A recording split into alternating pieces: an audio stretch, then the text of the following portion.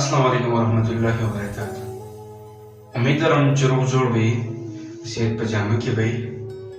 ملګرو دا سیټ د ویډیو مې وکتله، خو په دویم ځل مې وکتله ځکه چې تاسو دا ویډیو ګورئ. دا زمانې ځوانان دي، هغه ځوانان چې ودونه ورته کړي او بیا په داسې لکه هسې دا خو یو کمال ټول په دې لاسو کې دی، خو هسې د خلکو دی په تمادا څخه راځي ویډیو ګورو، د نور ملګرو سره لازمي شریک کړي. فیسبوک باندې ګوري، فیسبوک پیج باندې، یوټیوب باندې ګوري، یوټیوب چینل سبسکرایب کړي، ویډیو را سره ګوري. راځي لږ راکوشه خپلې مور ته مکتوندي بچیه دې فرق زویه کوشه مور ته ولې ستا پاک کړي، شیدې در کړي، ډاکټرانو ته وړې کوشه.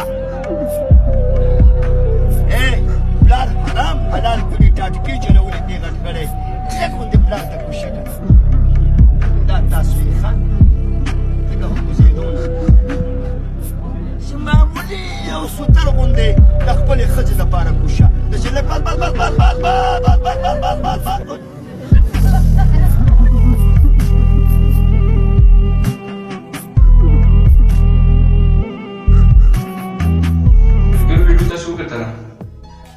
نو نن سبا د ځوانانو هم دغه حال دی.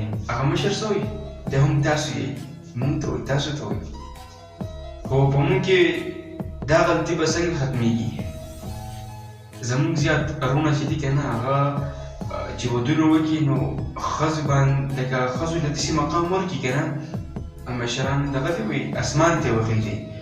چې اسمان ته یې وخېږي نو بیا د خاوند حیثیت پاتې نه شي، ځکه چې بیا د ښځې به اورې او چې د ښځې نه اورې اول باندې بدل شي.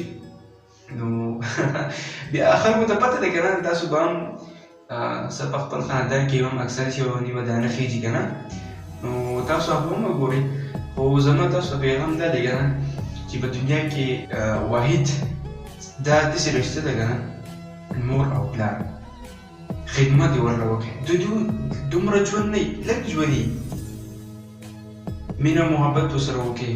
کور ته راتنه شي مورجانې پلاره د حاجي کور ته رالمه دعاګانې راته کوئ.